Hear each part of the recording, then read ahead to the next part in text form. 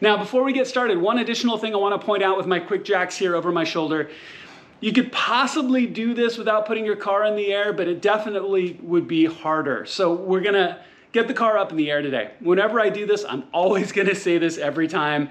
You're gonna need a jack and jack stands or quick jacks or ramps, something similar, but be careful while you do it. Don't bet your life on a jack. Put one side up, and without a jack stand, don't bet your life on a 50-cent part because it can fail. I've seen it happen. Your car will come down and be damaged. Best case scenario, your car will be damaged. Worst case scenario, you were under the car.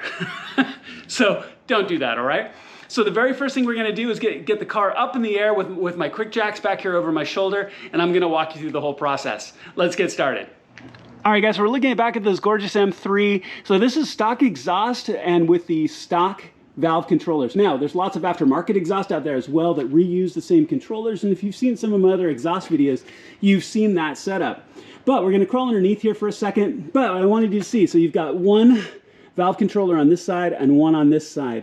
So really, the whole goal of this is getting underneath the car, finding a good place to secure the Daylor module here underneath, and then run your cables in a safe fashion. It's really not that hard. You just want to get the car in the air and then find a good place. So let's slide underneath and I'll show you what that looks like. All right, y'all, so here we are on the passenger side of the car. I just want to show you an example of the controller. So here's your valve controller right here where the cable comes and plugs in, and we'll unplug it here in a second. And this is gonna look the same on both sides.